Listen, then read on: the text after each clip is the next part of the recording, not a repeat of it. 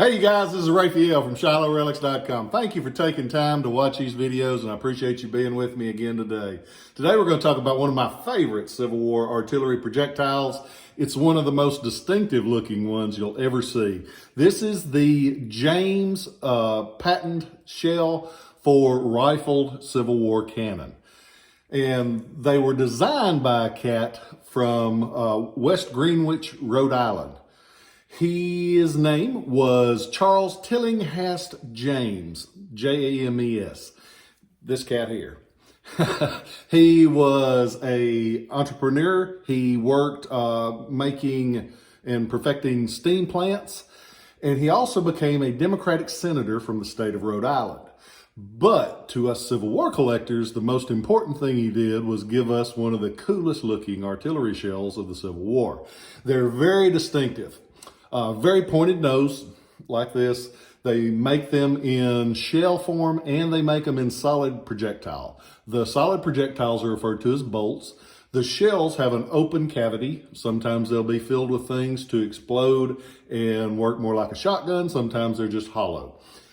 This one is the biggest size that they made. It's a 7-inch diameter shell, meaning it's 7 inches across the base.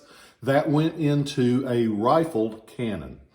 What's neat about James projectiles is most of them were fired out of early pre-war guns that were rifled, meaning that they took, like this one for instance, fired out of a 42-pound smoothbore cannon that they had taken back in and put rifling inside it. So it made it bigger than that 42-pound size. It made the bore diameter 7 inches. So it's a neat gun from the start because they're making the most of those pre-war things. A smoothbore cannon won't fire as far, it won't be as accurate, so they take it back in, they rifle it. That way the cannon can shoot further and more accurately. This one's a big boy. Most of these that you see were excavated at Savannah, Georgia, and were fired during the siege of Fort Pulaski. Say that 4 times without cussing. Try it. But big boy, 7 inches. And if you compare that, this is a standard 6-pound Borman ball. Check that out. Little bit of difference in size. As you can imagine, these were big. They were expensive, so they didn't fire a ton of them.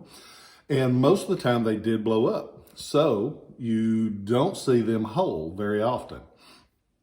I've had a few of them over the years. I always buy them when I find them because, hell, look at it. It's pretty cool. Yeah, and you can have a table full of field size artillery. But this one is just neat. The James shells are very cool, but they had a huge flaw. They actually had 2. Originally, this would have been with lead in the segments. This is called a bird cage. People refer to it as a bird cage just because of the way the ribs are designed. They would have had lead over the top of that, and then they would have had a tin covering over the top of the lead. And when it's fired, it's open on the bottom. I don't know if I can do this or not, but you can kind of see it's open on the bottom. When the blast came up, would spread that lead out to take the rifling of the cannon. Most of the time, it blew it completely out, which made these make a whistling sound. And they say that they were just a fierce thing because you knew when one was coming because of the whistle that it would make from the wind going through the ribs. And so the sabot didn't stay on like it was probably designed to. The main problem with these, it has a brass percussion cap up on top.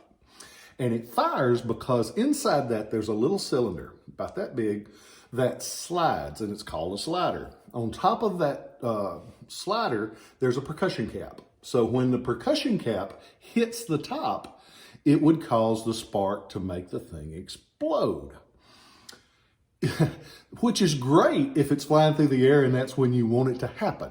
But if you shake it wrong, if you hit it wrong, if somebody accidentally does something incorrectly, you got a problem on your hands. They actually added, you can't see it on this one, and sometimes on the smaller sizes, you can see them. They actually added a safety pin on the side of it. It's just a little brass dot is all you can see, but it's a safety pin to try to keep that slider from sliding unless it's a lot of force behind it. Most of the time, problems like this you don't hear about causing a world of trouble. But on October 16th, 1862, they were demonstrating one of these shells in Sag Harbor, Long Island. One of the workers, something went wrong and it caused that spark. Killed the worker instantly. Charles Tillinghast James was there showing off what a cool thing he had, and he was wounded. He died the next day.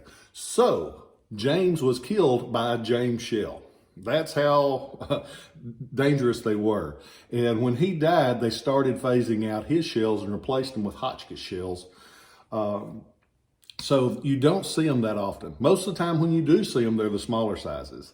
They were designed, like we talked about earlier, for the small rifle 6-pounder, which is kind of cool. If you get a chance and you go to Shiloh Park, they have a couple of the James rifles, and they actually have, most of the James rifles, the smaller size, are bronze.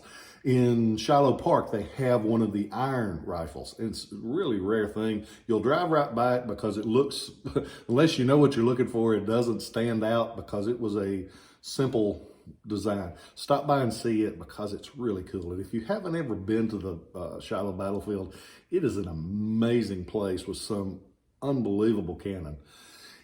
It's one of my favorite places in the world, but I'm a little partial. If you get a chance, go on to ShilohRelics.com. I've got pictures of this from every angle. As of the time of this video, it is available for purchase on ShilohRelics.com. People have been watching some of the older videos like, I want that one. It's already sold, but I get new stuff all the time. So keep watching. I leave the videos up because hopefully there'll be something that you'll enjoy, and I hope we get us some new collectors in the hobby. I hope you guys are doing well. I was fortunate enough Sunday to turn 49. I never thought I'd make it to 40, so I've had 9 years of bonus time. I'm thankful for my family. I'm thankful for my friends. I am so grateful for you guys watching these videos and you guys placing those orders. I have been fortunate enough to be busy enough that I haven't been able to do as many of these as I was this time last year, because this time last year, when all of this Corona crap started, I didn't know if I was going to have a business by this time this year. But you guys have made it fantastic. I just want to say thank you. You guys have helped me through so much. You've been my therapy couch, and I've gotten to share some of my opinions. And as Todd Snyder says, he said, I didn't come up here to ease your mind. I come up here to ease my mind. Works every time. And I just want you to know that I appreciate you. Thank you for taking time to watch these. I think they've helped people. I think that you guys have made a difference. I've seen and heard a lot of feedback from you guys that makes me proud. I've had some of you guys that says, well, I did this because I saw your video and you mentioned it. And thank you. So go out, be kind to people. Remember, give them the benefit of the doubt. They might be a butthead, but they might just be having a bad day. So give them the benefit of the doubt. I love you guys, and I'll catch you next time. Thank you for all you do.